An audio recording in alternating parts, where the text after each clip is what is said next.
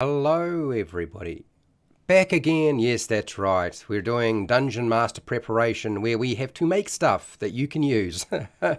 And this week it's all about, or today it's all about learning to improvise. So I'm going to look at some different techniques. So I've done this before, I've run this class before, but we'll also be making some stuff. So for those of you who are wondering like, what are we likely to be doing today? Well, it should be obvious from the title, it should be obvious from the thumbnail, and it should be very obvious from the poll that I'm putting up. So feel free to put in your comments, ask your questions. This is subscriber only, so you need to be subscribed to my channel for at least 20 minutes to be able to comment, but take part in the poll by all means. I really want you to be part of this process. Otherwise, it's just not the same. And I thought I would start out by showing you what we will definitely be using today. We're going to be using story cubes for sure. But till then, let's return back to here before we get started. Okay, so the sound is working fine. So normally with this particular lesson, what I do is I have a slideshow. I cover all of the material, the advice that I would give. And this is quite very similar to what you might have seen before if you've been in this class. So feel free to switch off and do something else if you need to, or just start jotting down some ideas. Okay, if you want to do that, you can. What I will do is I'll do the slideshow, I will then cover the material, I then open up for Q&A or questions and answers, and then we will make a nice big list of different fantasy locations that you can use in your game. Because that's what I want you to be able to have. I want you to have something that you can reuse over and over again, if possible, to give you as many different ideas and to make your adventures as fun as possible. So that is what the show is all about today. Like that's how we're going to rock. So get started, get ready. We're going to roll into this. Make sure you have some food, some drink, get comfortable, and I am pretty much ready to roll, people. Pretty much ready to roll. And drink of water, get myself ready. Okay. Hi, welcome to How to D&D. My name is Fred Weller, and today I want to talk about Dungeons and Dragons. I could talk about Hobbiton. Hey, it's in New Zealand apparently now. It's a tourist destination. But no, today we're doing Dungeon Master preparation. This is lesson 6. Learning to improvise. Okay, I'm going to show you and explain to you a whole bunch of different ways of improvising in your game of Dungeons and Dragons or your roleplay games or whatever you're playing. Like this can be applied to pretty much anything you like. So the first thing, overview. What are we covering today? Well, as it happens, the topics for today are as such. Improvising methods, I'll go over that. We're going to talk about Rory's story cubes and using them. Plot twist cards, I'll talk about them. Random charts, of course, plot points, no game preparation, and what to improvise. Like what should you actually improvise and what should you not improvise. And essentially, I'm going to give you some miscellaneous recommendations based off my experience and a lot of other people's very useful experience and advice. The objectives for today are to explain the different methods of role-playing. You know, different methods that you can use in role-playing and improvising at the same time. We're going to demonstrate some of this as well, and I'm going to want you to participate with me, okay? And the example in this case is we're going to use Rory's story cubes because I find them to be very useful. That doesn't mean we won't use something else in the future, but today we're going to use Rory's story cubes. All right. If you go to D&D Beyond, you will find there is a combat encounter builder. If you are interested in that, it is free to use, and that's all I have to say about that. This is not a sponsor, by the way. Improvising methods. There are a bunch of different methods that I'm going to cover today that you can use. There's the Rory story cubes, which these are basically dice with images on. I'll go into them in more detail. There's the plot twist cards, which you may or may not have heard of before. There's random charts. Now, random charts can include things in books on a single page, or they might be part of a computer program or a piece of software that you actually get random. Basically, it's a chart that just rolls randomly for you, okay? And then there's plot points. Plot points are detailed in the Dungeon Master Guide. I don't know if you know about them. And then another way of improvising is simply to do no preparation, so you're forced to improvise. So I'm going to talk about each one, the pros and cons of doing it that way, and any headaches you might come across as you try to navigate this. Let's start off with Rory's story cubes, one of my favorite techniques to use. Rory's story cubes, basically you roll a few of these and you use them to inspire some sort of story idea very quickly. Now this works fine if you can associate images with concepts and ideas. If you find that the image doesn't spawn some ideas, sometimes that just requires practice. We'll deal with that. These 6-sided dice, they're covered with different pictures or images. So they are the things that offer you the different ideas that you can hopefully come up with. My suggestion to you is you do not want to just try and use this technique straight away. A bit of practice is advised. So try playing the Story Cubes game that is part of the actual product. Play it with your family, play it with your friends. You can play the Rory Story Cubes just before your Dungeons & Dragons session, if you like, or your roleplay session, just to get some practice in. It's very simple. It starts with, once upon a time, you roll out the dice, and then everybody goes around in a circle. There's different ways you can do it. And they use one of those images to create an aspect to that story. Okay, and we start with once upon a time, and when you run out of dice, you go with the end, and the game is done. It's just a joint storytelling exercise, and it's a game, and it's quite fun, surprisingly. And a bit of alcohol along with it will help. This method requires some practice before you apply it to a game session. So that's why I'm suggesting play it with your friends and family before you get to your Dungeons & Dragons session. But it's good to kill time just before you're waiting, while you're waiting for everybody to show up. Okay, this you'll probably not be too familiar with. Like, what are plot twist cards? Well, plot twist cards are a product put out by Game Mastery. Plot twist cards offer a mechanical benefit for the Pathfinder game. That's the first edition of Pathfinder. But it also includes narrative suggestions. You'll see a basic, in bold, quite large concept behind the whole card. And that's what you're working with. Plot twist cards then give you about 4 different suggestions. And I think that's really useful to you.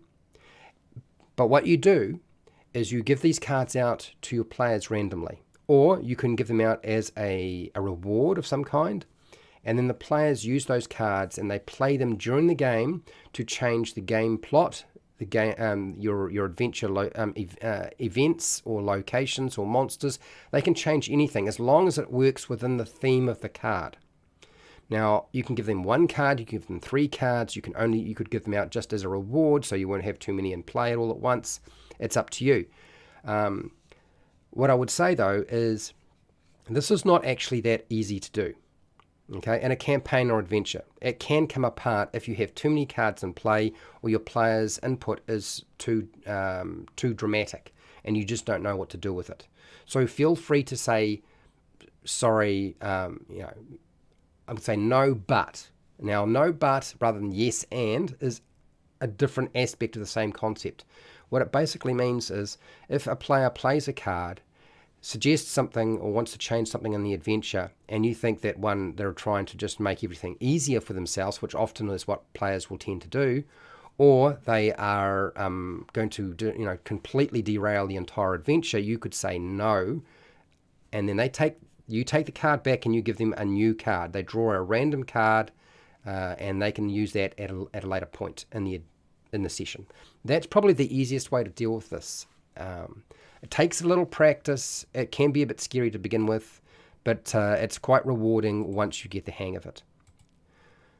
Random charts. I think probably random charts are one of the oldest forms of improvising that exist outside of just using our brain and making things up. Random charts can be used to generate everything for a Dungeon Master, and you will find that there are a whole lot of them in the Dungeon Master Guide for Dungeons & Dragons 5e and the Pathfinder Game Mastery Guide. Almost all role-playing games have some sort of chart or table in them, so you can probably use those. Random tables work really well if they're organized. So if you're not using software where it's organized and you can just go to things quickly and press a button and it spits out what you want. If you're going to go paper or you're going to go digital, and you've got all these different sheets and tables, you need to organize them so they're easy to find. Quick access is what is going to be absolutely vital for making random tables a tool if you're going to use them for improvising. There are other techniques for improvising, but I'm not going to cover them outside of those concepts for random tables. Okay, plot points. Some of you may have read about plot points in the Dungeon Master Guide for Dungeons & Dragons 5e. What are they? Plot points from the Dungeon Master Guide for Dungeons & Dragons 5e are on page 269 to 270. The players are given the ability, you give out these points and they can spend them whenever they like. You might give them 1 point or 2 points, it's up to you. And they use this ability to affect the campaign, the adventure, the plot, the NPCs, the monsters during the game, and they can do anything. There's no theme behind it, they can just make up anything. Unfortunately, plot points suffer from the same issues as plot twist cards. The only thing that's different is it's much worse. It can be even better in terms of as far as the players are concerned and their input into your game, but it can also wind up suffering from much worse problems, things that you can't actually deal with that easily. So be wary when using plot points. This is why plot twist cards might be a better choice. And yeah, look, if you're not ready for this, try a different technique. You don't have to try these techniques straight away. You know, start slow, work your way up. Probably one of the most brutal methods of learning to improvise that I can suggest to you is no game preparation. Doing no game preparation or adventure preparation forces the Dungeon Master into improvising a roleplay game. Now, I know there are some people out there who consider this to be the worst thing that a Dungeon Master can do, and they'll make videos pointing it out, and I want you to ignore them. What you've got to understand is that there are some Dungeon Masters people who have to prepare. They cannot cope being a Dungeon Master unless they prepare. There are other Dungeon Masters who don't need to prepare very much, and they do a lot of improvising. Then there are other people who have a mix of the two. So they do a bit of preparation and they do a bit of improvising. I'm not suggesting that you do this because any time you try to do no preparation and you walk into a situation, it's not going to be a fun experience if you are a person who gets stressed. I would not recommend this to a person who's dungeon mastering and hates feeling stressed or panics. If you're likely to feel stressed or panic, don't do this. Usually, this method is often practiced by dungeon masters as a result of having no time to plan a game session, or they just, their choice is, oh, well, I just don't run the game because I've got nothing prepared, or they run the game. Now, I know a lot of people have said the best thing, and I keep hearing this quite often on the internet, and I don't agree with it, that no Dungeons & Dragons is better than bad Dungeons & Dragons. But my point would be that you actually have to have bad Dungeons & Dragons to get good Dungeons & Dragons, because you don't know what's going to be good Dungeons & Dragons. If you take out the equation like, okay, I'll never play a game if it's going to be improvised or bad Dungeons & Dragons, because there's always that risk. You can have bad sessions that are prepared as well. Then what will wind up happening is that you will never play the game. That's essentially it. Okay? So, but one of the problems with doing no preparation and running a game is you can sometimes wind up with very cruel player feedback.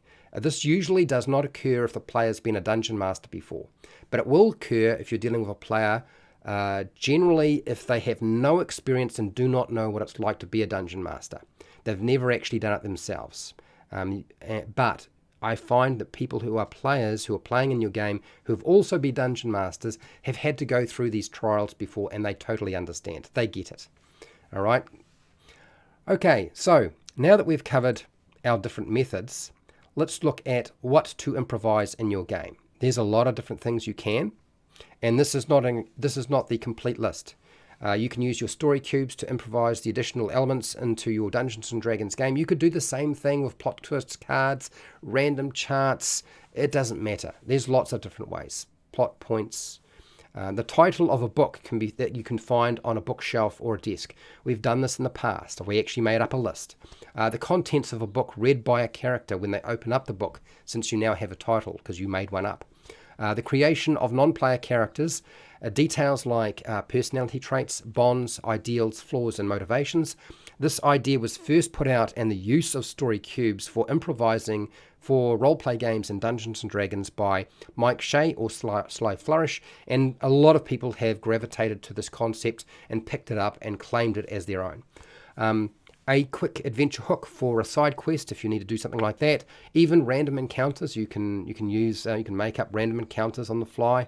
A letter, the contents to a letter from an NPC that presents a clue to complete the adventure goal would be something you could do. Runes found in an ancient castle, a temple, a tomb that unlocks a magical secret. You can even create monsters on the fly if you want to. There are ways and techniques for doing this. Develop travel locations for your party to see as they journey to far off places. Guess what? We'll probably be doing that today. Official documentation, a journal entry, loot items, trinkets, magic items. There's no end to this list. It just goes on. I've just given you a whole bunch of suggestions, and you are going to build on this and try things out and do a bit more with it. Okay, like with everything that I do, I always give you some recommendations, some miscellaneous recommendations, so that you feel a bit more comfortable about this whole process of improvising. I don't want you to judge your own improvising strictly. It's not always clear what players will enjoy. The first thing is I've often come across situations where I've prepared a game session and I didn't do any improvising, and the players really didn't seem to be that responsive. I have literally run games where I did no preparation, had no time to prepare, went straight from work, ran the game in the game store, and the players come up to me, and it's the most frustrating thing to hear, and they say, that was the best game you've ever run. And you're sitting there and you're like, I just made everything up on the spot. I didn't know what I was going to do. And to be told that I didn't need to do all that preparation to get that kind of response. Like, if the players like what you're doing and you like what you're doing all right. But half the battle is getting your players to like what you're doing. And suddenly, this has actually happened to me. I don't know that it'll happen to you, but I think it might. Improvising takes time to practice, okay? You can't get it right the first time, and you have to do it in-game. Okay, you need to do it before the game, so practice improvising before the game. You need to practice during the game session, which means you need to accept, okay, that not everything that you do is going to be very good at times. Some things you make up won't be that fantastic, and that's actually all right. You're on a journey, and the journey is not complete yet. Even if the players don't like the Dungeon Master's improvised game, that doesn't mean the player's feedback needs to have a lot of weight in terms of making your final decision as a Dungeon Master. Okay, remember, some players have never been a Dungeon Master, so their feedback actually doesn't actually count as much as somebody who's been a player and a Dungeon Master. Why is that? Does that sound bad? The simple fact is it's lack of experience. They don't actually know what they're talking about. Okay, they know what they enjoyed, but they actually don't know what they're talking about because they don't understand that if you were to keep doing this, you're going to get better at it. Okay? Right, you've also got to remember that whatever you're doing, okay, you made it up on the spot. Okay? And not every player likes it when you improvise. And some players love it when you improvise. So players are different in terms of their response to what you're doing. Some people really like the idea that you're responsive to what they're doing and at that time. And other people think it's appalling and that you should have done more work before you came to the game session. All right? There's another aspect to this that we need to consider, and players always forget this, that sometimes when they are playing their character, they're improvising, which they're often doing. They are improvising. They don't have a set plan. They're improvising when they're playing through your adventure. What they do with their character is not that impressive sometimes. Sometimes it's really poor. And they don't get hounded and hassled for that sort of thing. So I want you to take that all into consideration when you're improvising and somebody gives you bad feedback. I want you to first stop and think, okay, does that seem fair? And who is it coming from? Okay, that is one of the most important things. As an adult, If you're doing this sort of thing, you have to realize that not all input needs to be taken on board. Okay, I would say that Rory story cubes are also a great storytelling game. So have a go at it. Fire it away. Give it a go. One of the things that Mike Shea used to do is he would roll 3 of these cubes and create some details around a non-player character. You can go and find his video. It's really good. It's old. It's like over 10 years old, but it's so impressive. And I would say the original Story Cubes box is probably the best. You can also get it on your phone.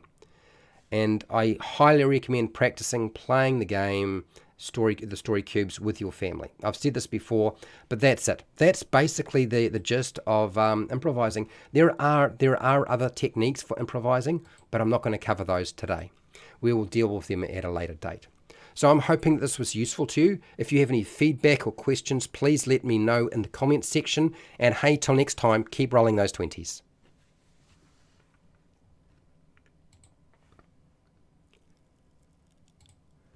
Okay, so let's get into the gist of this. So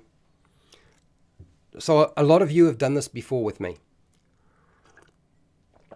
So far, we have done a list of book titles, correct? So we made up a huge list of book titles that you could use in your game if you wanted to. And I think that was fairly successful, and I want to certainly duplicate something like that. We also made up a list of non-combat random encounters, or non-combat encounters, really. I wouldn't say they were random. You place them where you need them to be. So yes, we are going to go with, let's make up some fantasy locations. I'm going to give you a look at the dice. So I'm going to be working on the typing side, and you're going to be feeding me your ideas based on what I roll on the dice. And I think that's probably the best way we can deal with this today. I want to say hi to, now the best way to support me, to make sure I keep doing this sort of thing, is on Patreon. You can pay as little as $1 a month or whatever you like. You get everything, and you get a lot. Like all of the stuff we make here will be an open document. You can go in there, you can copy and paste, you can change that document and make it your own. That's quite intentional. And then all of the material that I'm covering will eventually become a PDF that you can just download off Patreon and use as a guide for helping you when you're preparing. But it will probably get more than what you see in the videos when it finally does happen. But it is making its way. It will happen, and then finally it will wind up on another site, and I'll send it to a publisher to do a full illustrated thing. Like it'll get the whole works. But otherwise, super chats and super stickers always welcome. Dinomancer, hello Dinomancer, welcome. Dinomancer is a patron, supports me on Patreon, so I keep doing this every week. And we've got Dungeons and Chronics. Hi, how's it going? I hope you got your brain working. Hello Scott, how are you? And Nacho Man, who's also a patron. One of the best things I use for improvising is having a list of random names handy for NPCs and locations. So we could make up a list of names, but I feel like there's so many things out there that already exist like that. Like there are lots and lots of software packages where they're just huge lists of names. And I believe is it Xanathar's Guide to Everything just has a huge list of character names that you can use. But a list of location names with a little bit, like maybe a sentence that describes that location, that's different. Do we have that much of that floating around? So that's why I want to do this today. Okay, let's have a look at our poll before we get started and start cracking on. So yes, 50% are just watching, 40%, that's fine, you're allowed to watch. I want you to watch. And undecided 10%. So let's prove to these people that this is actually a technique that they want to take on board and have a go with. What I'm going to do is I'm going to pull up my phone so I can track your chat. And I am going to also make sure that I have a nice big clear area for you to see. What are we doing here? If I remember right, no, that was the one I was going to use. But we're not using that now, are we? We are using the one that has the camera as well. There we go. I think that's got it. Let's switch on over. So here is our workstation. This is what you will be seeing. I am working at a different point, so that means that you'll have different information coming to you. This will make it a lot easier for you to figure out what you're going to use. When I roll the dice, you're going to decide on what you want to utilize as a concept. And then we'll go from there. Okay, just waiting for the phone to kick up, and then we'll get started. Hopefully you guys have got your imagination flowing. You've got the juices working.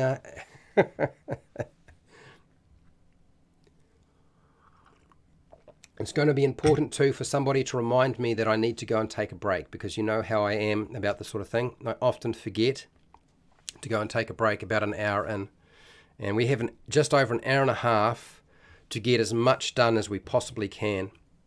And I'm looking forward to making as many different locations as possible. Okay, so what are we doing here? This is coming up. Something is going to happen. Right.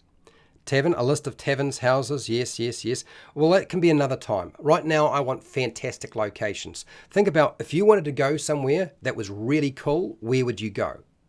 That's what we're really aiming for, okay? I don't want you to think in terms of, okay, well, what can we do that's a tavern or a house? No, no, no, no, no. There's already a list in the Dungeon Master Guide of about 20 different names for taverns or inns you could use. No, but we want to do something more than that. So we will come back to that one at some point. Don't you worry, but probably not today.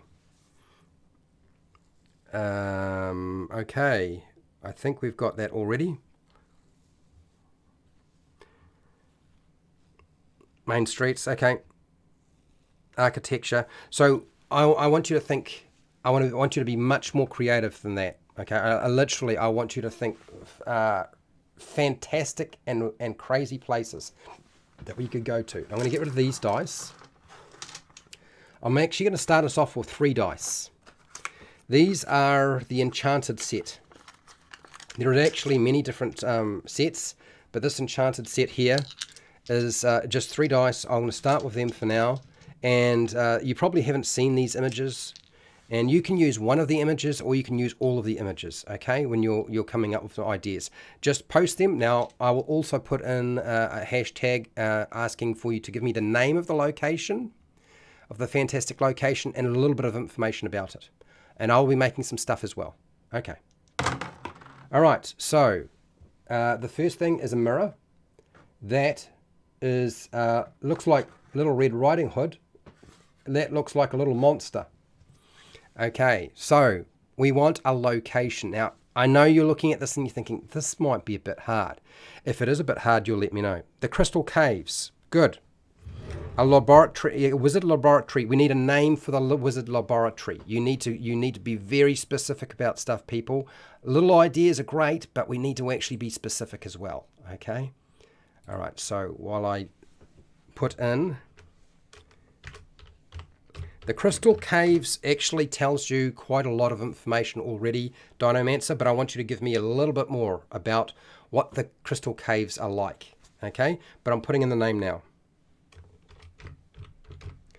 And there's a question mark because we don't have enough information on it yet. A small island, maybe. That's fine. I can put in small island, but you need to give me the name. Remember, when you're making anything that's a location, we've talked about locations before. Make it old, make it big, okay? Make it unique. Give it a really good name that makes it stand out. Give it a function. These are all things we need to look at. And I'll write down wizard laboratory, but you need to give me the name. What would you call it? A mirror world. Now that tells you a lot, and you've probably taken that from, where was it? Sorcerer Supreme.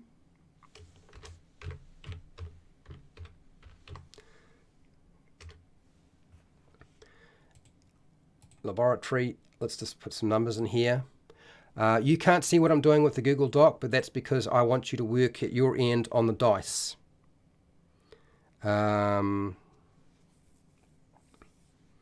Okay, so I'm just making sure I get this. A mirror world. Let's put the mirror world in. Now we need to know a little bit about our mirror world. Okay, just like with the Wizard Laboratory, we need a name. But yeah, Nacho man, it's a good idea. I'm putting it in. I definitely want it. Ragvor's Lair. Now, Ragvor's Lair, would that be the name of the Wizard's Laboratory? I think that's what you're talking about. Good name. Like it. Now, I want you to think about what are you going to do to your Wizard Laboratory that makes it stand out? You know what I mean? There's got to be something that makes it stand out. Is this Wizard Laboratory going to have something special about it? Because right now it's just Wizard Laboratory, Ragvor's Lair. But what we want to do is we want name. I'm going to put this in the hashtag so you guys don't forget. Hashtag. Fantastic. Location. Name. Description. Sometimes your names will tell enough, but it's good to see if we can as well. Okay, that's in there. Hello, Fendar. Hello, welcome, Fendar. Fendar is also a patron, and I really do appreciate it that you've jumped in today. I'm looking forward to your ideas. Glenn's, Magical Glen. Okay, a Magical Glen. Glenn's, I'm not going to call it Glenn's Glen, but I'll write down Magical Glen, but I want you to give it a good name, okay?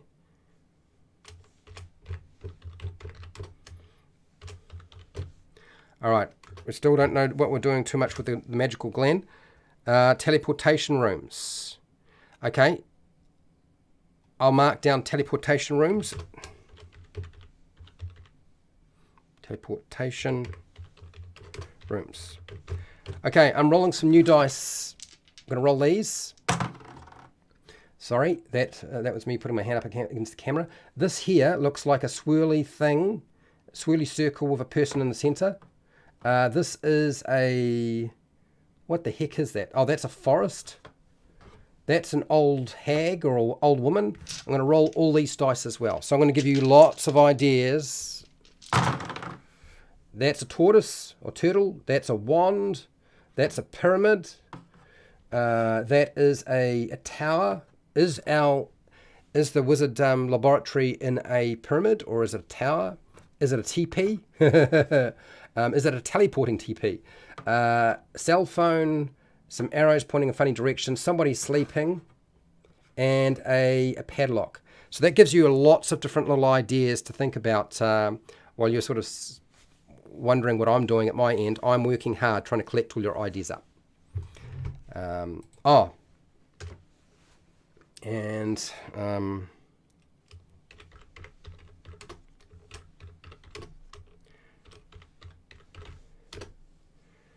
Okay. Todd, the wizard laboratory is actually in the astral sea. Yes, good.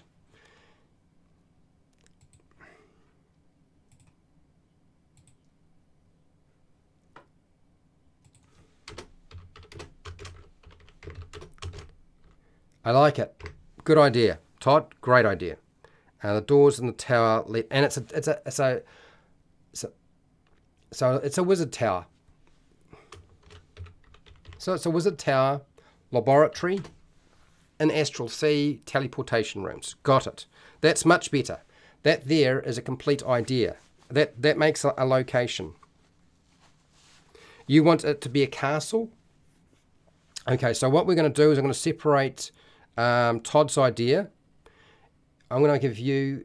So we're going to get you to rename your wizard tower, and I'll make this a castle for Dragons and Chronics. So let's go copy, paste,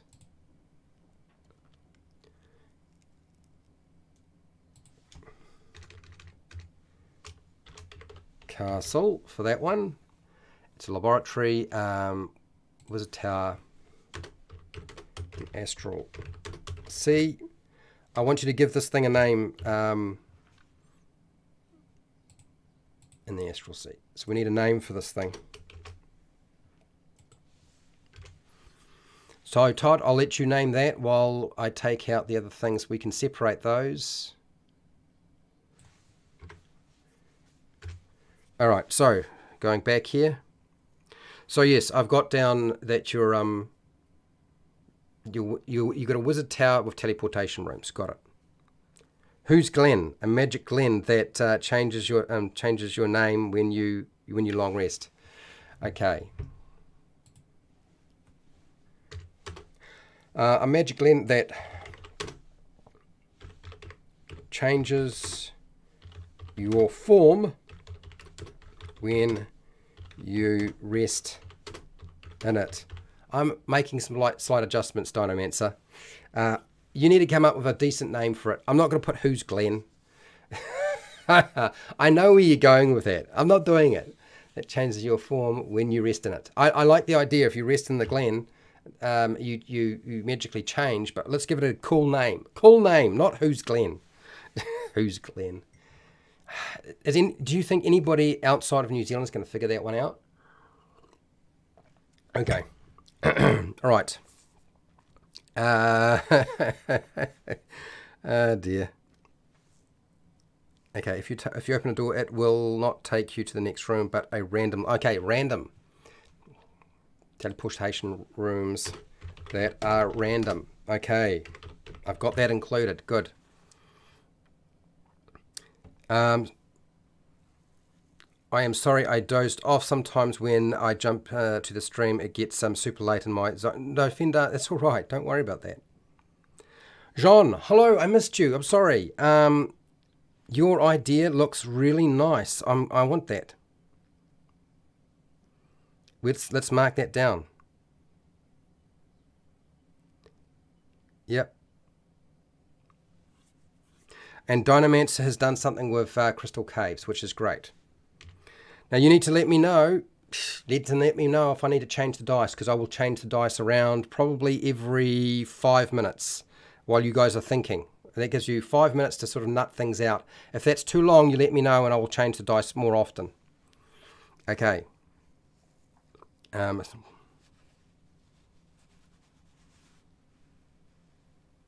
Okay. Yep. Got it.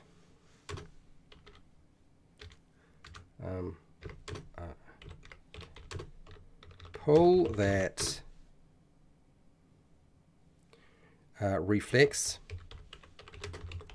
the viewer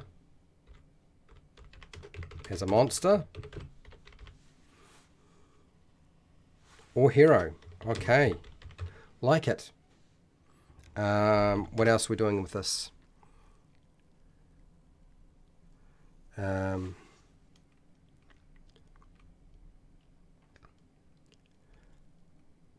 Okay, okay. The walls and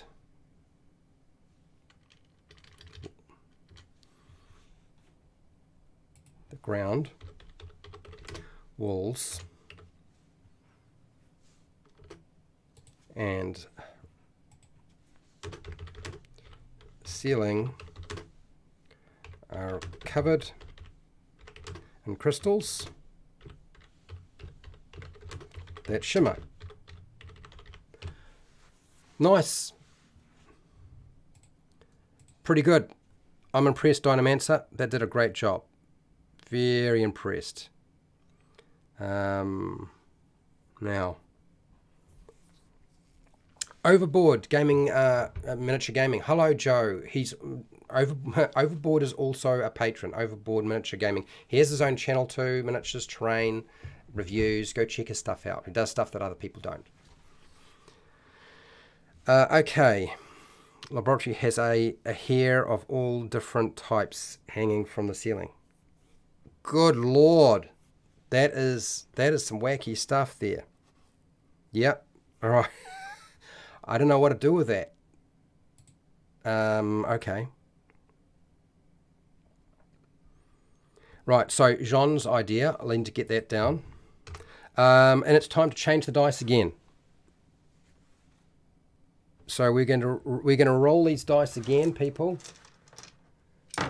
sorry if you were getting used to these ideas, but and these little images. But now I'm gonna give them a shuffle. I'm gonna dice them out. There we go. Let's dice them out. Okay, we've got another old lady again. How did that happen? That looks like a tower on a hill. That's another tower, the same tower as before. We have a wand. Did I actually roll anything that was different than before? I'm going to re-roll that one, because we've had that and that. And this is a two faces or two masks. Somebody sleeping. We've done that one. We've got a rainbow this time. We've got an L. I don't know, is that for learner? We've got Red Riding Hood. We've got the turtle again. We've got an alien face maybe.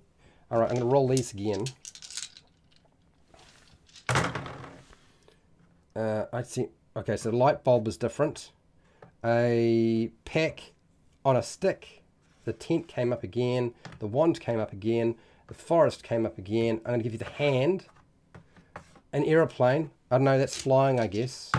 Something's flying. That's an abacus. You can have that one. We have a basket. Is that like for a baby maybe? And we'll roll it again. We've got a fountain. There we go. All right. That should give you some ideas to peruse as you think about the different things you could do with this. All right, moving on. Where was I? I was dealing with Jean's idea here. More, now is it? Marina's vanity.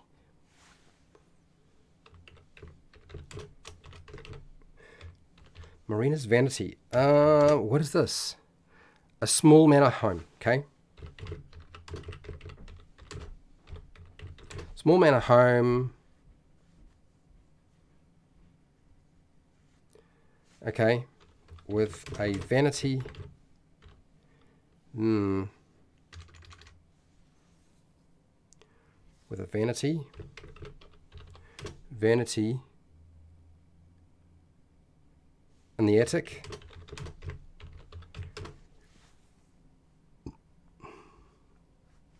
Oh, okay. Where spirits trade. What were they trading?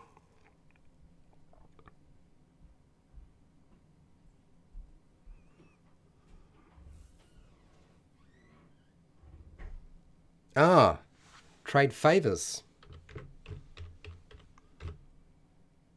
Favors for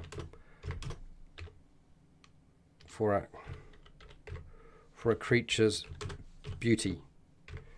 That's quite involved, but I think I got the gist of that there. I think that's down. We've got it. I haven't lost it. It's a very involved idea. I see what you're trying to go there. Go what you're trying to do there. It's clever. It's very clever. Okay. Now.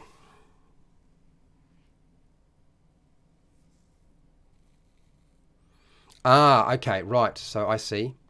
So we don't have a name for this wizard tower that you put in the Astral Sea, but the doors. Where the doors inside lead to different worlds. I think that's what you were trying to do, right? I've done something like that before.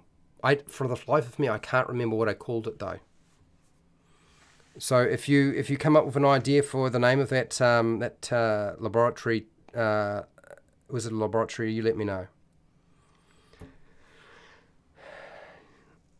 Yes, that's right, Fender. You just make up a location based on the dice, okay?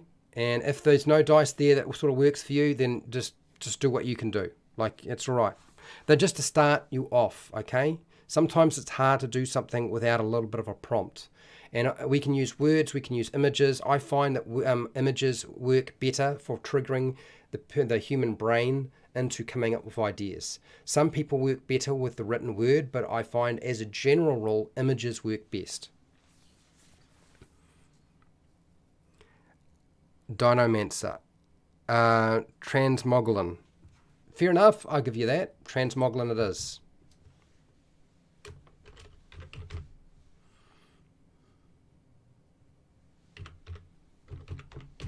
Good. We've got a name for it now.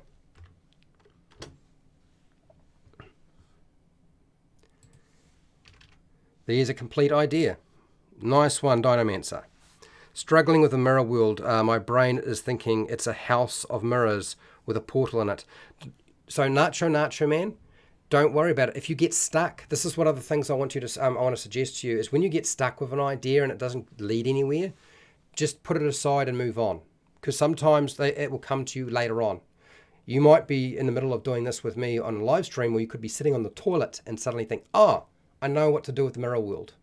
Or somebody else in the chat might actually offer an idea. Okay, so we've just got mirror world. We don't know what it's called, and we don't know enough about it, but that's all right. I'm sure we'll be fine. Okay.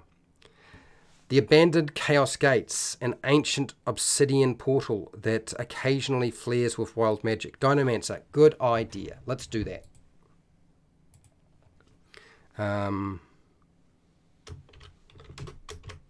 The abandoned chaos gates. Oh, I think we're ready to roll dice again in a second. So don't get too comfortable, people. I'm going to change these dice up.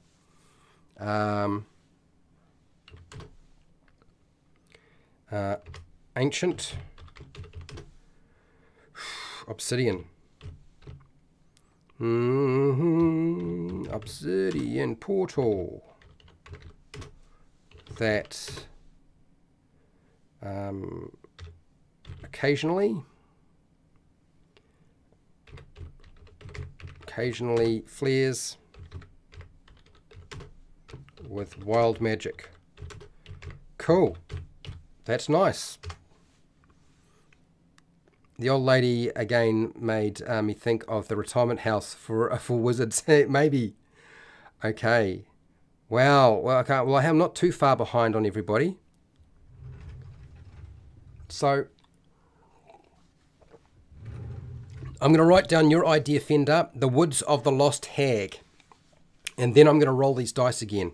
Okay? So for those of you who are thinking, like when I was talking about like use story cubes and you can improvise on the spot, you're actually doing it right now. You might not be doing it in the middle of a game session, but you're doing it during the middle of a live stream. Like I'm not giving you that much time. You're having some time to think about it. You know, giving yourself the opportunity to practice it here means you are going to be better at doing it when you have to do it in game. Not to mention, we're going to get a list of different locations that you can just use. Okay.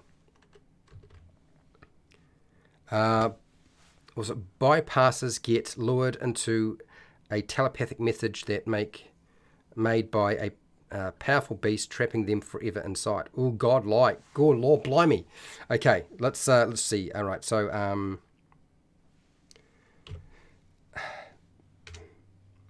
okay, so visitors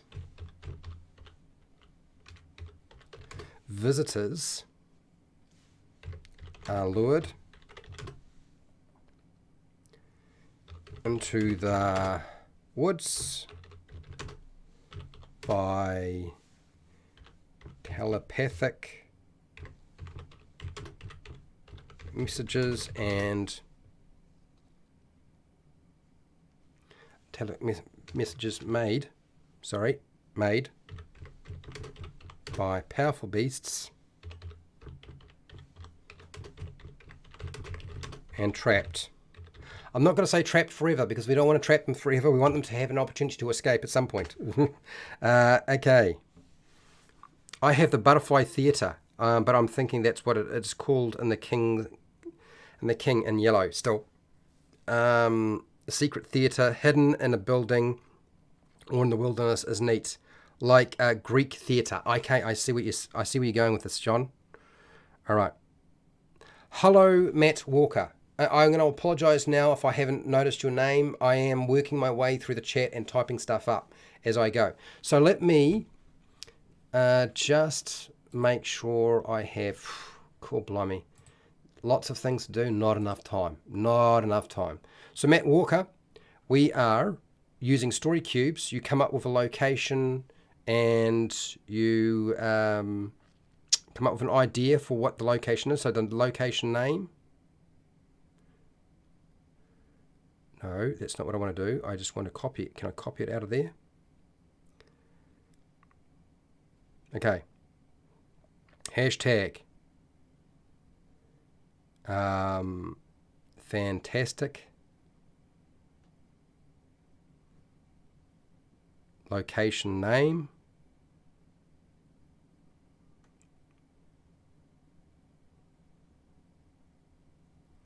And art description. Use the dice as our trigger. I'm going to roll the dice now. And then I'll go back and look at your other stuff that you guys have put in here, okay? All right, let's do this. Let's roll them again. Anything that we've had before, I'm going to re-roll. Okay, we've had that before. We've had the tower before. We've got a house this time. We've got, is that a gnome? That looks like a gnome. That's the, we've had that one. Did we have a lock? I don't remember. We've had that. We've had the cell phone. We've had this one. Question mark. We can keep the question mark. There's a book. That's the mirror. Okay, so let's re-roll these ones again. That's the lightning bolt we'll keep. We've had the hand. We've had the plane. We've had that one. That's a credit card. That looks like a credit card. I'm just going to put it there. We've done those. Let's do this again. That's a padlock hole. That's a mirror. We've got a smiley face. We'll keep that. What's this? This is a beetle. Let's keep the beetle. This is a cat.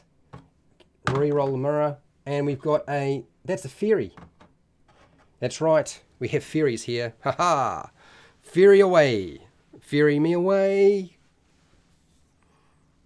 You use all the dice. You don't have to use all the dice. You can use one of the dice. You can use two of the dice. You can use three of the dice. It's just a prompt to get you thinking. Create a fantastic location name. Come up with an idea that describes the location, that makes it fantastic. That's all you're trying to do. We're just trying to make a nice big list that people can use. Does that answer your question, Matt? If I've answered your question, Matt Walker, great. If I haven't, you let me know.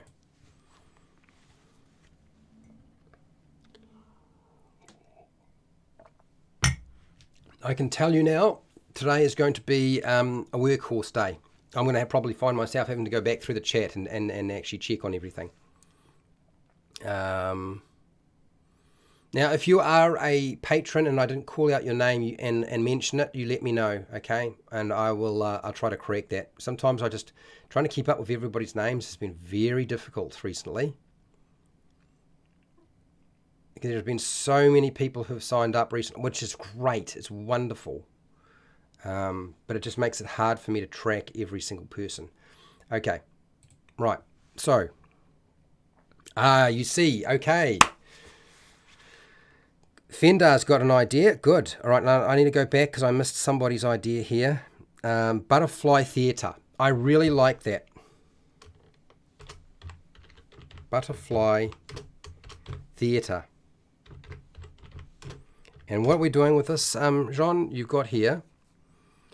Okay,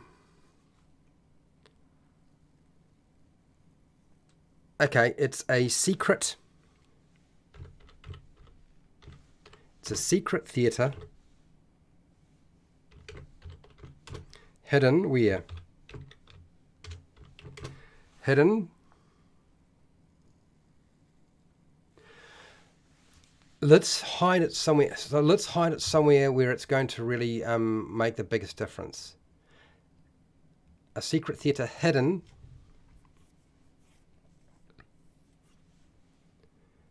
in the wilderness by fey creatures. Does that sound all right, Jean? Does that sort of kick it where it needs to go?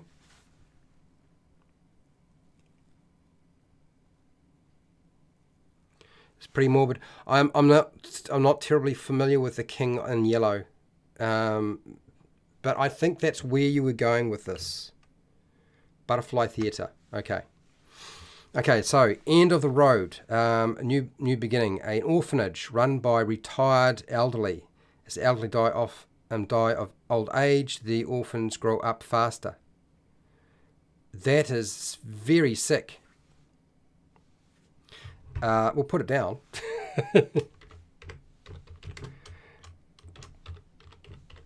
Yeah, if we're going to have a magic fountain, we need to have a cool name for it. So, magic fountain, what does that magic fountain do? What is the name of that magic fountain? Dynamancer. We need that. End of the road, though. We're going to put down end of the road. End of the road. So, what have we got here? End of the road is a orphanage. Orphanage. Run by retired elderly that make the kids grow older when they die. That is weird. That is a weird orphanage, baby. Like the idea of retirement home for wizards, too dangerous to be left unattended. Nacho man. Okay, all right. What do we want to do with that? I suppose you could say it could be retired elderly wizards, but as it is, it actually works pretty well.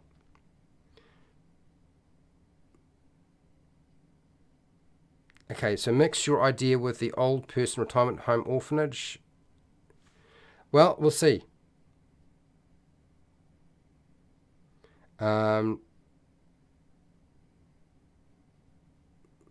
Bypass visiting hours. Okay, we're going into way too much detail on end of the road as an orphanage. Retired elderly wizards. How's that? Wizards that make the kids grow older when they die. I don't know, how did we get to this? Okay, so Todd, have a pickle of a time thinking of a name for the laboratory. Todd, just leave it. Just leave it and move on. This is one of the things I want you to do when you are trying to improvise and you get stuck. Leave it, move on, and you can just. What I do is I just jot it on a piece of paper. You write down like a sentence or a word, and you're sort of stuck, don't know what to do with it, move on. Okay? Because you don't have time. You have to move on. If you don't, you never get anywhere. Timeless Tower. Keep getting stuck on as Timeless Tower. Let's do that. What's wrong with the Timeless Tower? I actually think that's pretty good. A wizard tower in the Astral Sea, and we'll call it the Timeless Tower.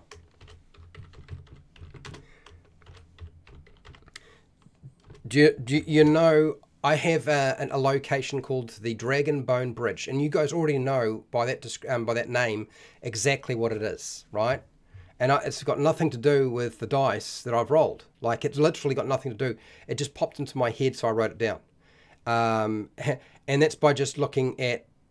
All I did was look at the story cubes, and that's the image that popped in. It's cliche as heck. Like, it's. I mean, you see it in every fantasy movie under the sun. Okay. Springs of the Newborn. Okay. Newborn light. Water starts to flow out of the spring every dawn. Okay, I like this. This is good. Man, you guys have got so many ideas. Tranquility Tower. I'm going to write down that name. I don't know what we're going to do with it. You did tell me, Matt Walker, if you want to do anything with that. But I'm going to just write that down. Tranquility Tower. I'm going to roll the dice again, people.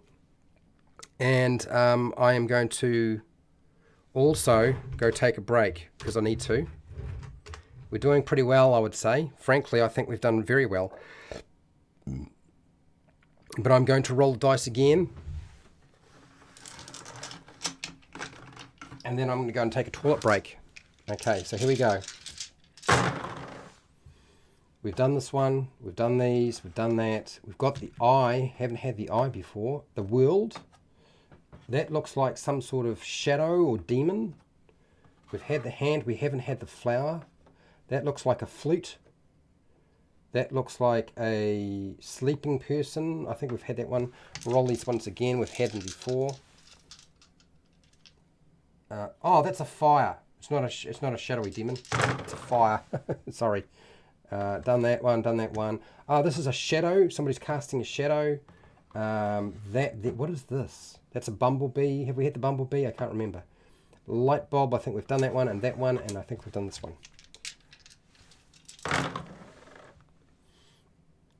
Scales. We'll keep the scales. I'm going to roll these all again because we've done them. TP, clock,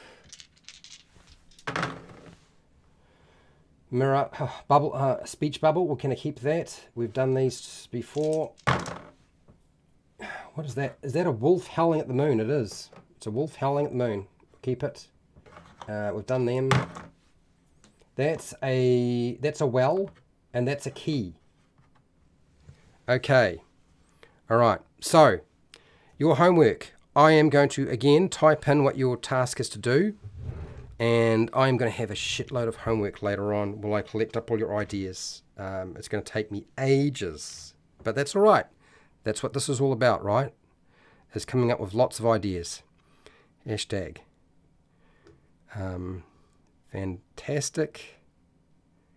Fantastic. Location.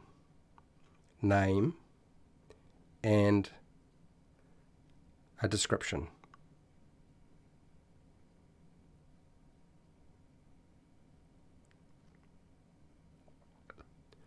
And I put in here, back in 5 minutes. I'm going to leave this up so you can see what's there. I'm not going to put up Arnold, okay, so I just want to leave those images there so you've got something to work with. It's all right, Matt Walker. No, everybody's coming up with different ideas. So this is why I suggest try to come up with a name and a description of that location. If you can only come up with a name, then just give me the name. If you can only come up with a description, then give me a description, and then we'll find a way of getting a name for it. Does that make sense? Hopefully it does. All right, I'll be back in 5.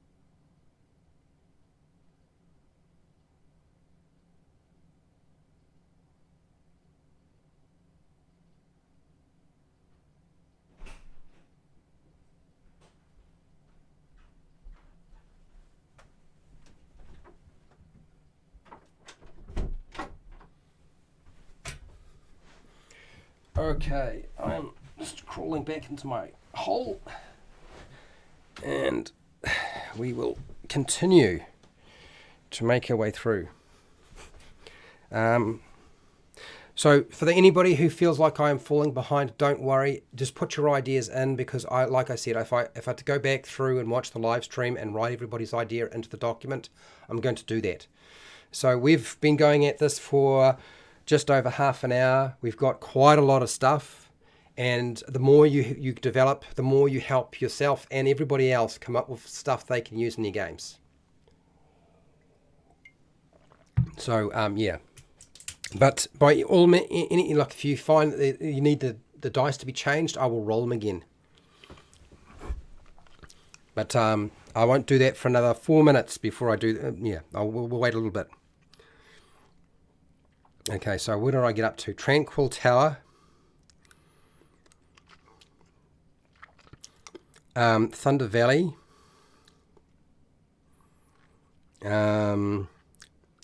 Okay, so Fendar's idea. There we go. There it is. Springs of the Newborn Light. Okay. Okay,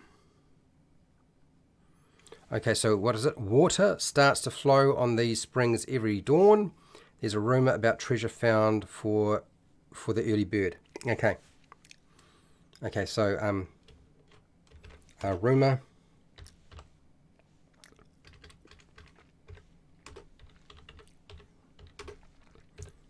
states that the early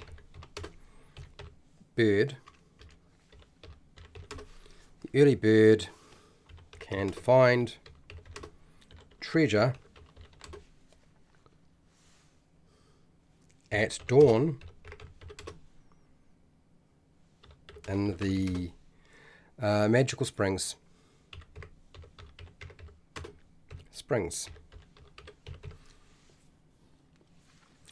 Okay.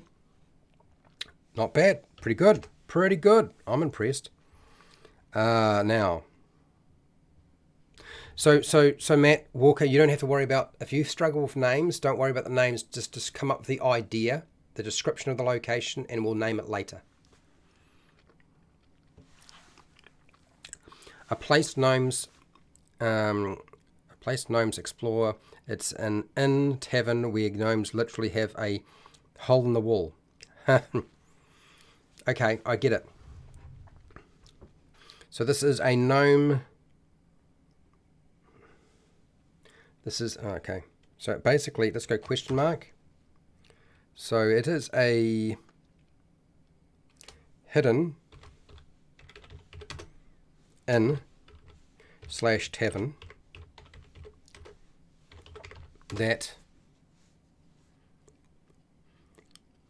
is a hidden gnome inn tavern that is found in a stone wall. Right, got it. We just need a name for it. But Jean, I've got it down. Tomb of Many Places. A book in a library where, when opened, you are transported to a demi-plane. Within the book has many locations. Oh my God, you turned a book into a location. All right, let's put it in. Tomb of Many Places.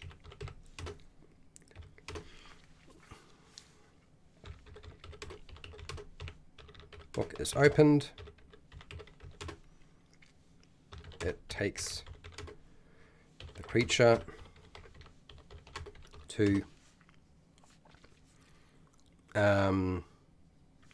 different demi-planes. Nice. That's good. Cool. Dynamancer. Nice one. Great. Jean, sorry, the name of the tavern is A Place Gnomes Explore. Ah, I see what you're doing.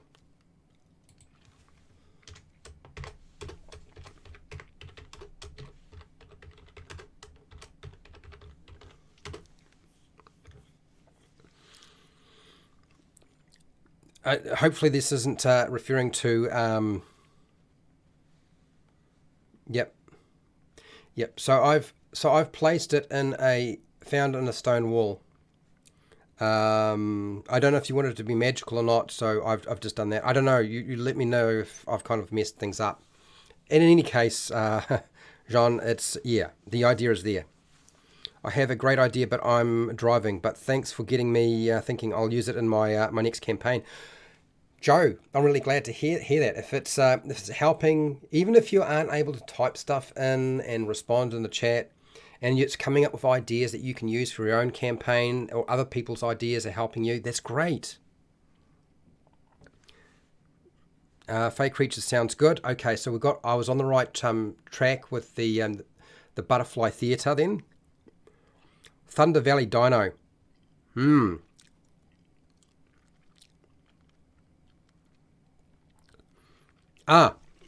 got to roll the dice again. Sorry about that. I forgot. I got up to Thunder Valley and I stopped. So let's roll the dice again. I apologise.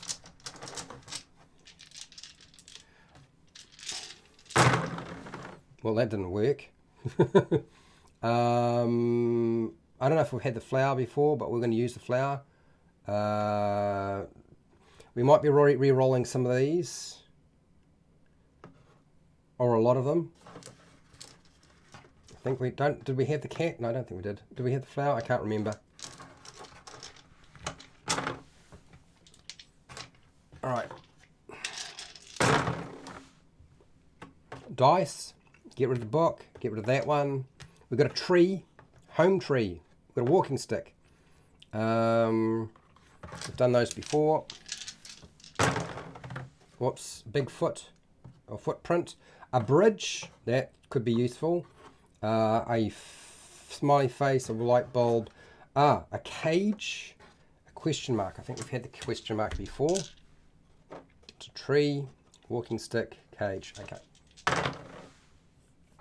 An arrow, we'll keep that. The other 2, 3, we'll get rid of because we've done them. What is that? That is a ring. No, that's a crown. We've done those. I don't know if we'll get anything different out of this. Got a world.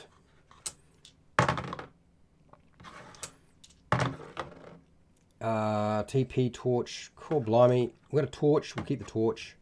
I don't know what that's supposed to be. There. Last time. Okay, TP. That'll do. All right, so there's some different ideas there for you to mull over while I get down Thunder Valley.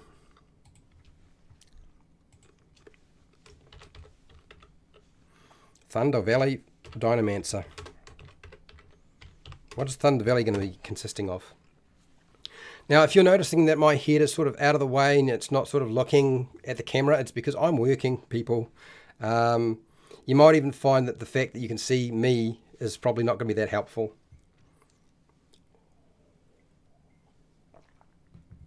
Right, Thunder Valley. A rocky valley closely blended with the elemental plains, okay? Lightning strikes constantly, strobing the landscape. Metal rods are staked along the road, but must be constantly replaced. Okay. Okay, that's interesting. So there's a lot going on here. I don't know if I can get that all in. A rocky valley. Blended with the elemental plains,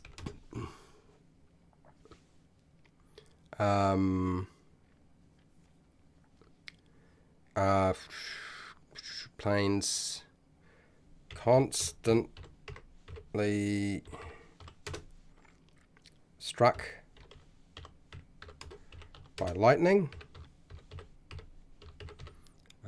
Lightning. Whoops, get that right, Fred. Lightning. By lightning.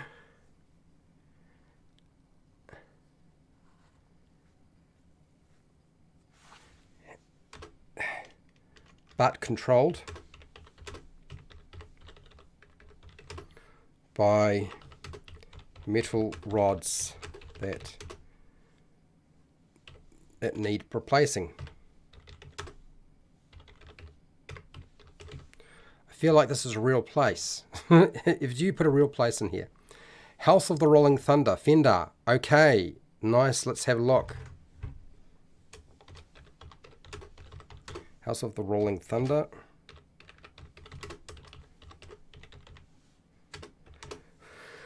An evoker and a bard have allied to run the most metal tavern in the city.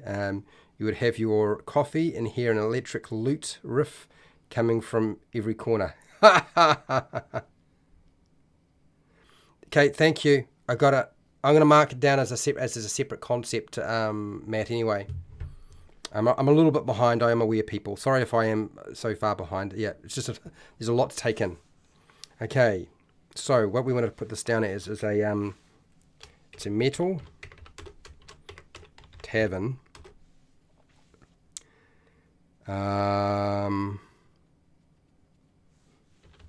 That has electric lutes playing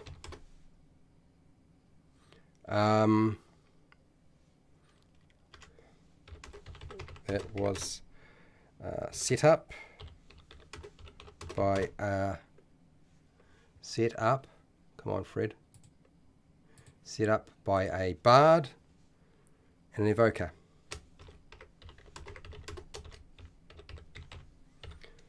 I got it. It's down. Good idea, Fender. It's in.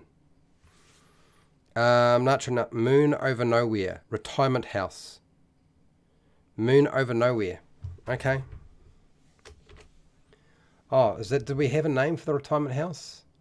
No, we had end of the road. But moon over nowhere. We'll put that down.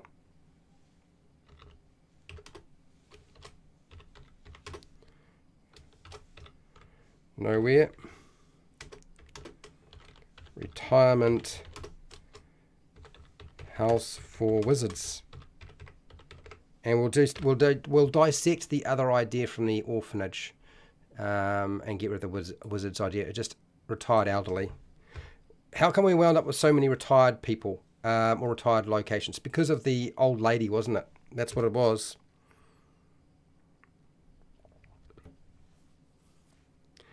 Okay, Flame Catch Meadow, Dynamancer, I like this. This is good.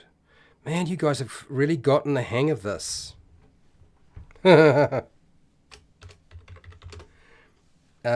going to change the items again very shortly, people. Flame Catch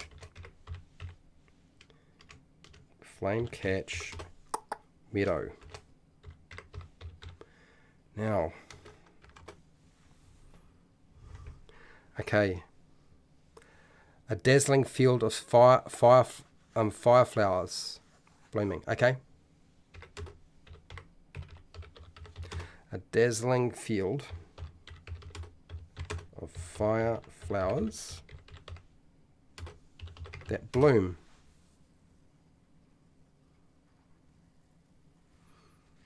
Yeah, bloom. Fire flowers. Hey, let's just this.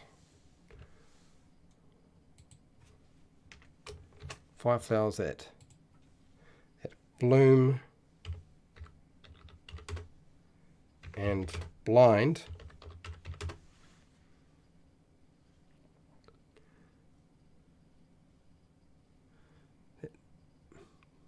that bloom. Okay, sort of a high. Okay, I see what we're doing with this Dynamancer. Okay, so blind and fall into a hypnotic. Okay, and that bloom, then blind. Blind creatures.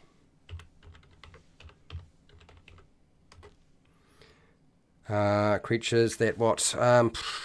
That fall into a hypnotic stupor.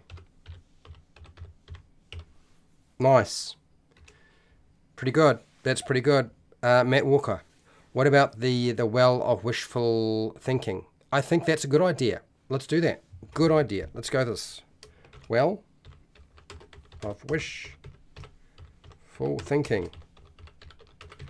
I'm kind of interested what you've got here. What do you got here, Matt? Matt Walker's idea is coming through. It's a magical trap that shows you your deepest desires in the reflections of the water and puts you into a addictive trance. Okay, so let's do that. The reflections in the water, in the well water. Whoopsie. Water. Show a creature's deepest desires.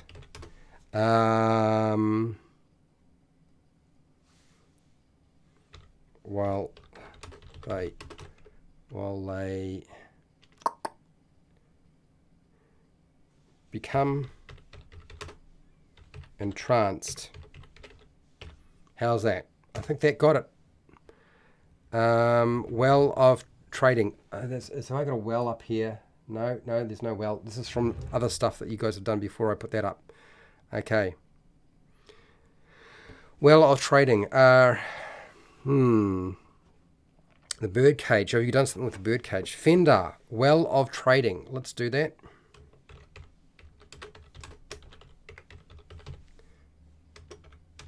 Rumour says that an item dropped inside the well will be exchanged by a different item of a similar price. Nothing but fire can be seen on the very bottom when looking inside it. Ooh. Okay. Right. Rumour says that items of equal value can be exchanged by dropping them into the well's fire. Okay.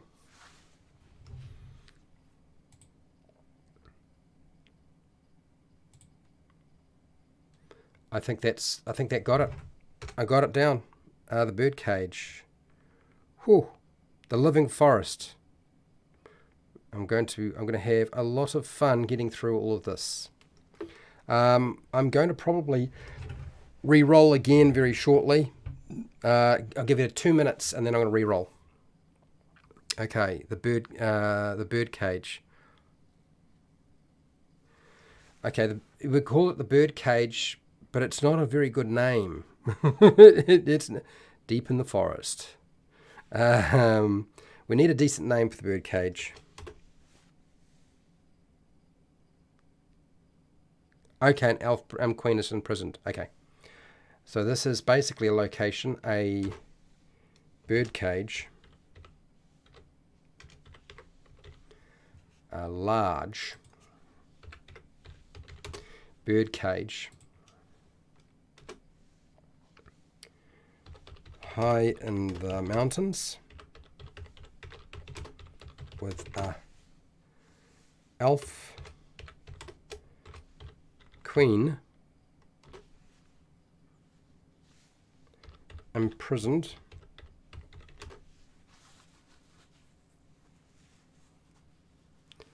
inside, who grants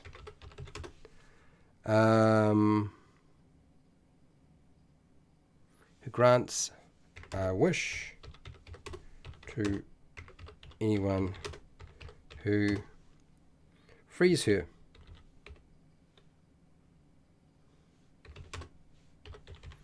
Okay, we just need a name for that that bird cage. I don't want to call it the bird cage because that's not very interesting. We need something better. The foot, deep in the foot. Deep in the forest, there lies a gigantic foot. I like the idea of a gigantic foot in the forest made of stone. Hold out, made into a haven for gamblers, thieves, and occasionally the toes will wiggle. Oh my gosh. Now I see why you call it the foot.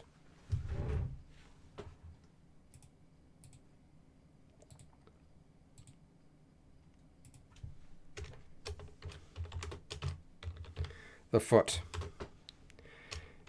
Deep in a forest, gigantic, stone, hollow foot,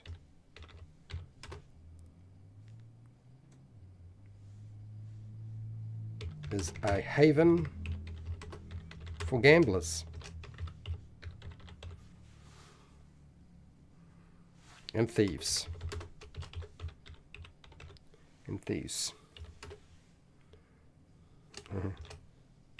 Occasionally, toes wiggle. I got it. Donomancer, well done. Very, very clever. The Aviary. Well, yeah, you could call it the Aviary, but something else. Jean, I think we need to have something that goes a bit more. The Aviary, I think it needs to be called something birdcage or something aviary, but we need to do something else with it. It's right now it's not enough. The living forest. Did we have an idea that required a forest name? No, but I'm going to put down living forest.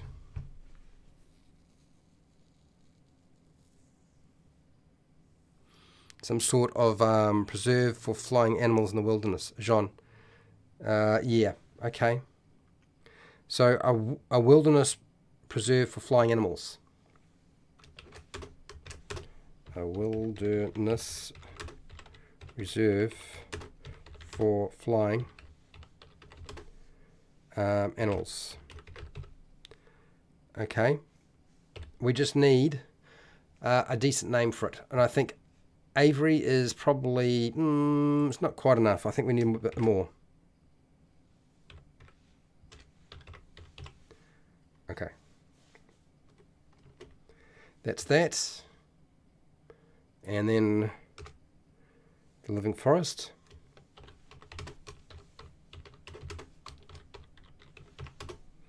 We don't know what that living forest is doing at this present time. My gosh. Harpy's Lookout. Yes. Yes. That's the name. Yeah. A large bird cage. We'll call it Harpy's Lookout.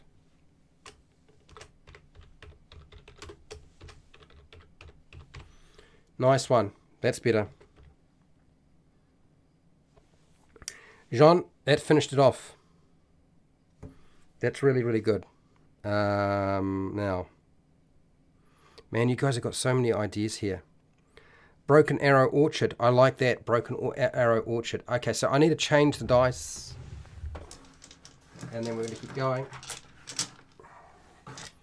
We've got it half an hour of just under half an hour of work, and then we're done for today.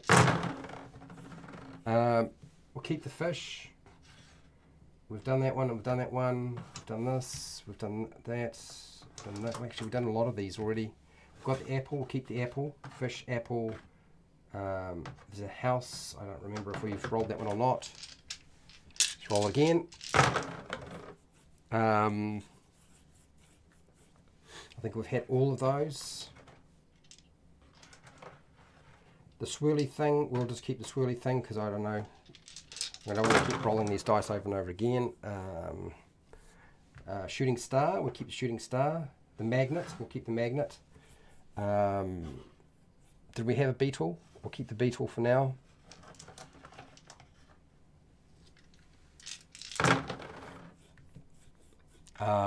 This looks like a castle tower, or some sort of castle maybe. Walking stick, we've got those. The moon, we'll keep the moon, or the crescent moon.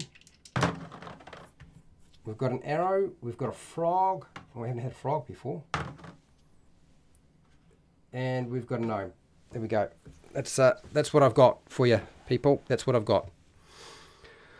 Oh, okay. I just need a drink of water. Man, can I just tell you that we've almost, I haven't even got to the end of the chat and we've almost filled a page. Almost filled a whole page. Like, that's a lot of stuff. Yep, we're now on to the second page.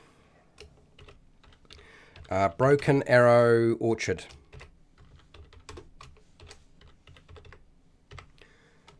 So what's Broken... Oh. Broken Arrow Orchard. And a fruit tree utopia nurtured on the bones of orc tribes planted in their bones. Eating the fruit gives you visions of death and... Oh. Okay, all right, I see where we're going with this.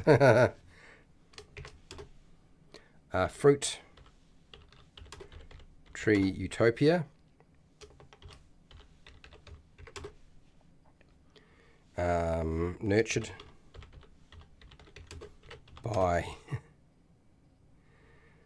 the bones of orcs. Okay. Eating the fruit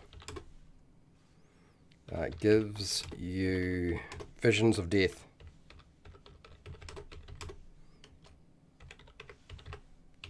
Okay. I think that's that idea sorted. Okay, we've got that. Dynamancer, well done. Nice job. Disgruntled Bob. Hello, Disgruntled Bob. Welcome to the live stream. Just tuning in, not really, no real clue what's happening. Just, but how about a strange pond in the middle of insert local here, where it seems to be filled with bubbling onion soup churned by an ogre chief. Disgruntled Bob, we'll put that idea down. You're on the right track.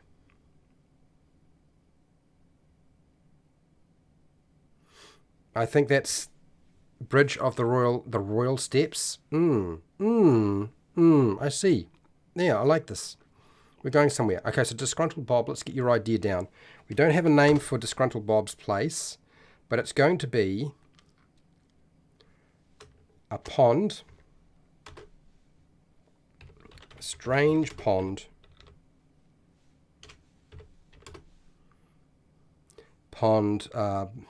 bubbling with onion soup stirred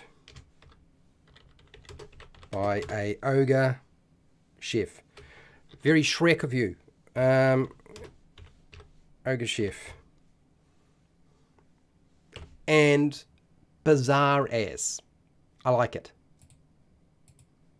Let's do that. Nice location. We just need Disgruntled Bob to have a name for the strange pond that's full of onion soup stirred by an ogre chef.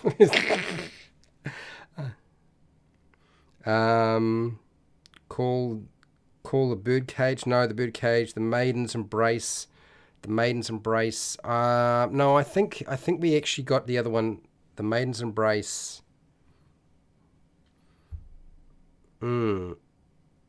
Is it? Is that what we want to do with that? I actually thought that the name that we got before was actually pretty good. Harpy's Outlook, Lookout. I think that's where we'll go, because we can put Harpies up there then. Okay, so what do we got here? Bridge of the Royal Steps. Okay, there's a lot to get through here. Toads have an affinity with metal. Tower of Non-Existence. Okay, I see what we're going with that. All right, okay, let's get back to where I was. The Bridge of the Royal Steps.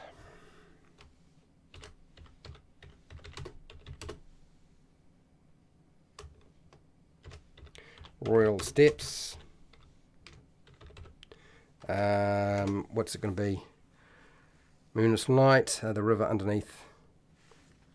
Bit of a monarch. Okay, they demand fealty to whoever they see. Bestow a curse. Okay, all right. I think what then?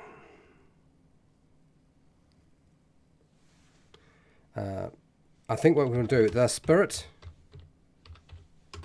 of a dead monarch demands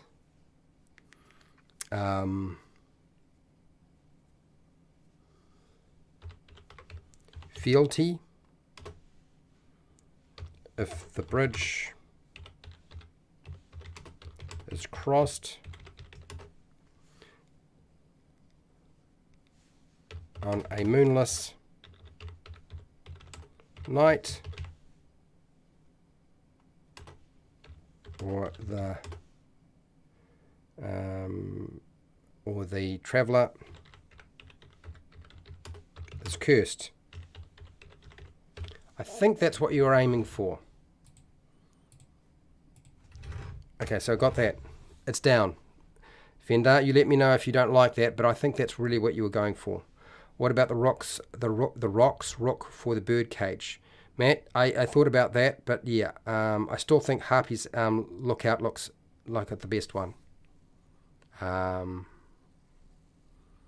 Being equal with the cage in the mythology. Oh yeah, I know what you're going with. Let's go with this. Roll those dice, Fred. Yes, okay. Priscilla's peculiar potions. She makes, what's this? She makes potions from her hair. Like mentioned earlier, her location is near the edge of the Blackwater River in Phoenix Swamp. Alright, there's a lot going on there. Cool, blimey. Alright, we're going to roll the dice again.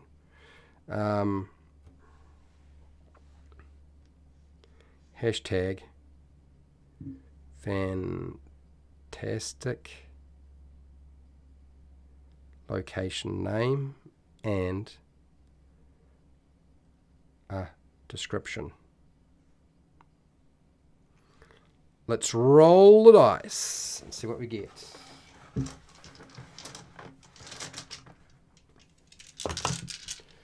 Oh boy, man, I feel like today has been very, very productive.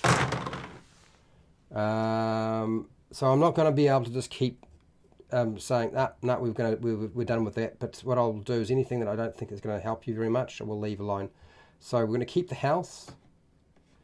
We'll keep the flower. We'll keep the tower. We're going to get rid of that one. We'll get rid of the wand. The gnomes up the caboo. We've got that there already before. Get rid of the foot. Okay, we'll keep 3 of those.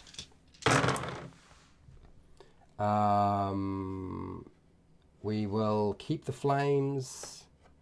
I will keep the cage. I'll keep the tower on the hill. And I'll keep the dice. Whoops. And we'll just roll it again. We'll keep the cat and the sad face, and I'll roll again. We've got the moon already. We've got an arrow. We'll leave that and roll these. Smiley face and roll the book. We've got a moon. Okay. All right. We may have just about exhausted these dice for today, but we'll see how we go. I think we're doing pretty well. I think there's so much here.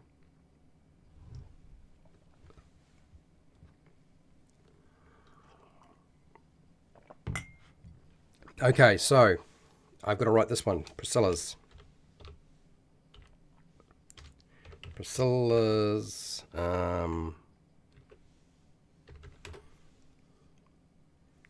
peculiar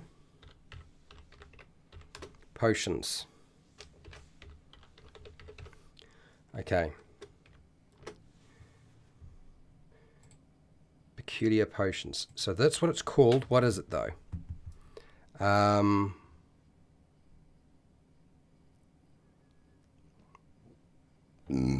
me.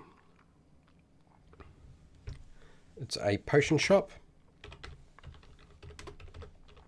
Potion shop in the swamp. In the, what is it? Oh, something you've actually stated what it is. Okay, shop. What is this? At the end of the Blackwater River in the Fornica swamp.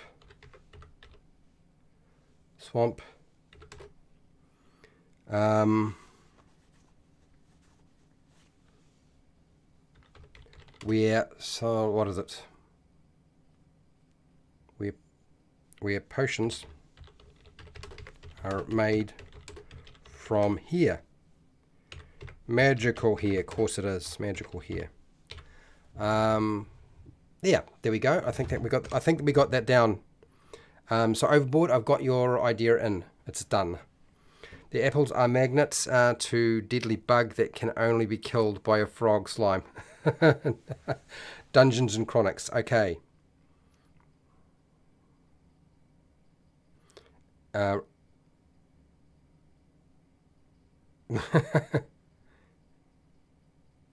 You've done something with this, but it's not a location. Okay. A giant apple that attracts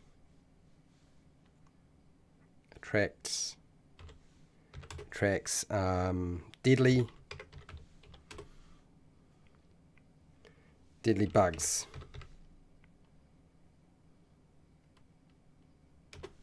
And is slowly rotting.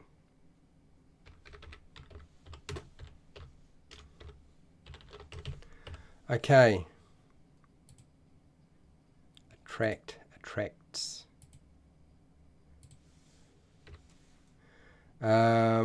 We need to call it something. Don't know what a name would be, but I think we've got the idea. The Tower of Non-Existence, a large dry desert-like plain where the weather conditions generate a realistic emergence of the tower that many have died trying to reach. Ooh, okay, all right. Right, so Tower of non-existence. Tower of non-existence, and you got here.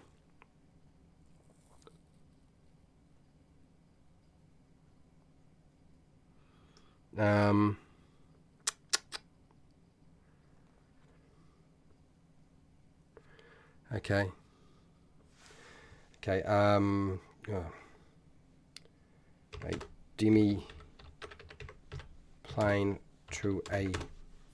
It's a demi-plane to a desert.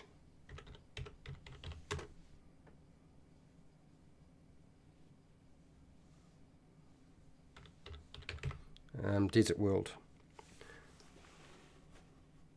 That's the only thing I can pull out of there that I can think what to do with Matt Walker. I think I've got it though.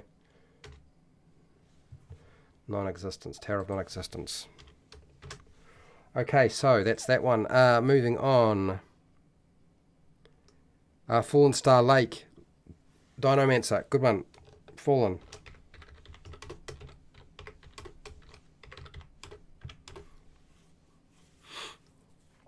So, just have a look down here. Core Blimey. A Village Long Ago. Catnip Utopia. Ah,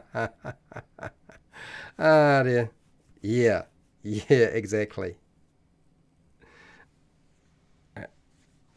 Core Blimey. Midnight Keep.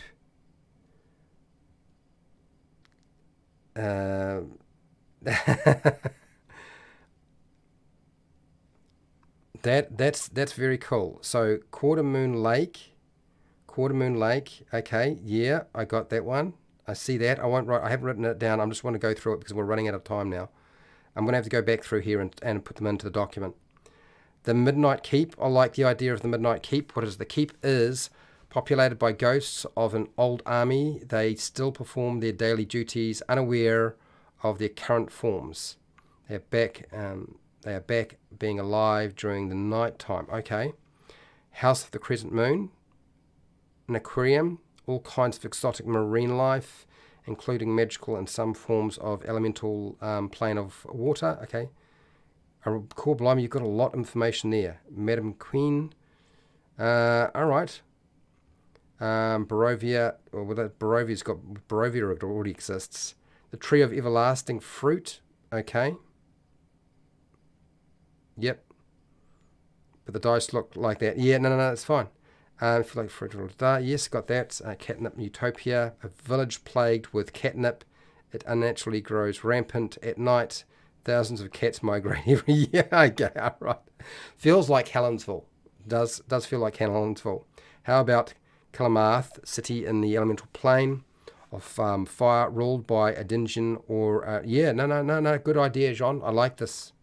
Where the light doesn't naturally exist for some reason. Okay. The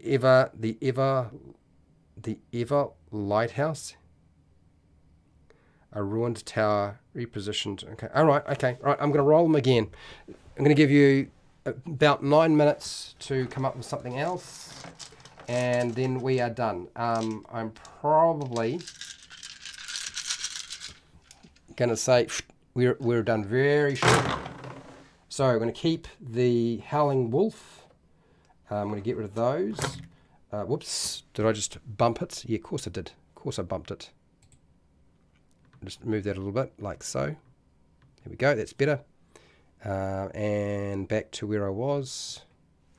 And we'll keep the world. We'll keep the... no, we'll get rid of the tower. We'll keep the... No, we'll get rid of them. We've got those. Okay, so we're going to re-roll all of those. So I'm going to keep 2.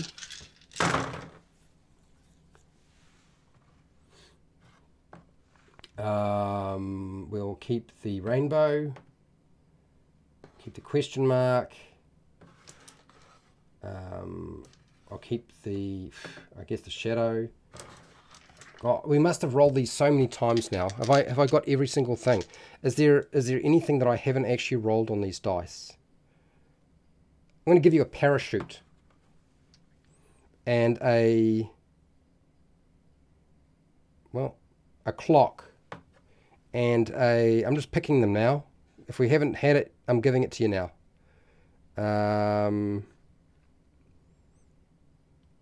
I'll give you the book again. And this is a sheesh.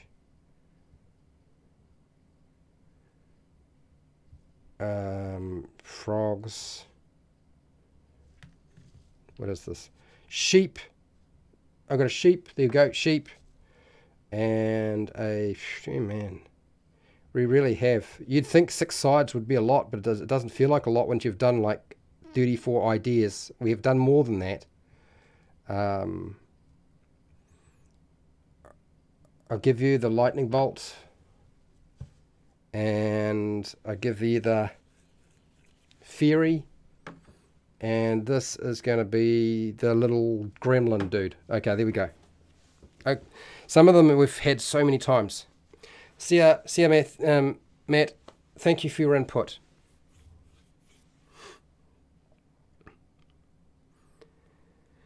I'm glad you had a good time, Dinomancer. You've got a lot of really cool ideas there. I'm going to keep writing them down for the next, for the next 5 minutes. I'll keep writing them down, and then we'll move on. Now I just got to catch up to where I was. Fallen Star. Oh, there we go. Fallen Star Lake. Dinomancer. A lake made of what? Of fallen stars.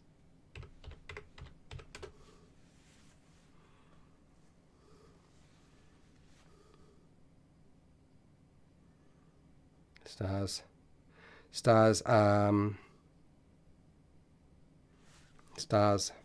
that makes frogs smarter. Okay. And at night, at night, oh, you said toads, didn't you? Not frogs, toads. Fluent that makes Toad smarter. Toad smarter, and at night they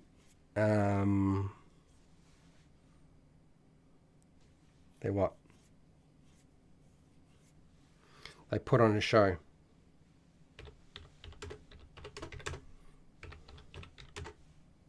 Live singing show, I guess that's what you're trying to get at.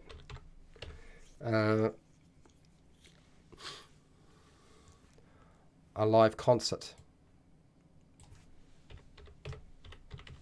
Live concert. There we go. That's it.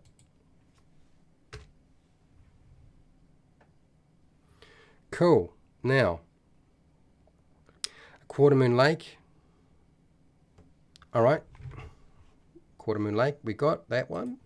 Cool. Blimey. Quarter Moon Lake. So during the quarter moon,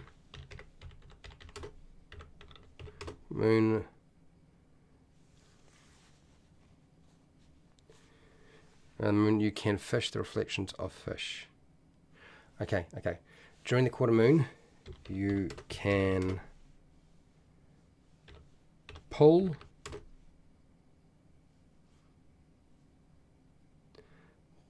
Jean, what are you trying to do here?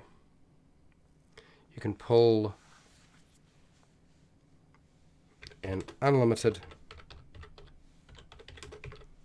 amount of fish from the water.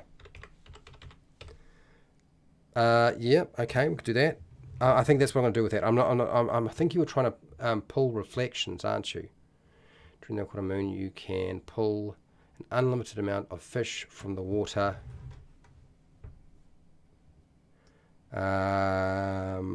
Reflections.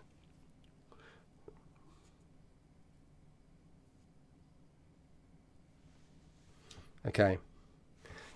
With any metal. Okay, or maybe something else. It's not happening. Water. Okay, yes, I got that. Fender has got the midnight keep. Let's put that down. My God, I just realized midnight keep. That's probably because you're up really late. A keep populated by ghosts, by a old ghost army. That's very cool. It still performs its daily duties. Nice.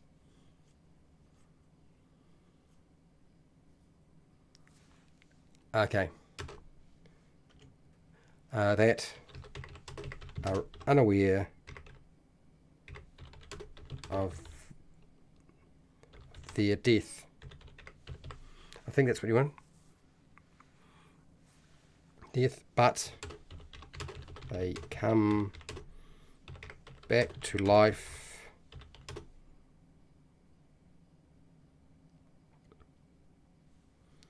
at night. Okay, nice. That's really good. I like that. That makes a very interesting location. Okay, so I'm going to run out of time here. I can see there's so many ideas here. I'm going to come back. So any ideas you've put down that I haven't written up, don't worry. But we're now into page 1.5. Okay, there's 1.5 pages of these things. By the time we're finished, there's going to be 2 pages of ideas. It's going to be a good day to be a patron.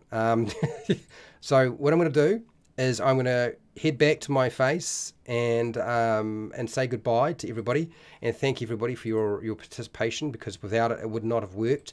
If it had just been me, this would not be as fun as it could have been. And it's been really good, really productive. You've done it heaps, like a bunch loads. And look, let me know. The easiest way to let me know if you really like this is to let me know in the live chat or in the comments section when it becomes public, or by just pressing the like button. Pressing the like button lets me know that what I'm doing is the right sort of thing. I'm hoping that you can use this list yourself and these ideas in your own games. It's 2 a.m. nearly. Oh my gosh, Matt, that's way too late. Go to bed. You can watch the replay. It's been nice to have you. All right. let's sign ourselves out so I can go to work and a lot of people can go to sleep. So I want to say thank you to all of my patrons who support me on Patreon so I can keep running these classes. I want to thank everybody who's been watching the live streams and this particular live stream and participating. I really do have to say, without you, this would not work, and what would not confirm in my head that this was the right decision to make, and you make that possible by confirming that that is the right thing to do. And so we're going to keep doing it. I want to thank everybody who's been watching the replays of my live streams and my edited videos. Thank you for your support. And wherever you are in the world, whether it be the morning, the night, or the wee early morning, or 2 a.m., please look after yourself, your family, and your friends. Be nice to your neighbours. And hey, till next time, keep rolling those 20s. Or 3 a.m. That is bat nuts crazy. Thank you, Fender. Go to sleep.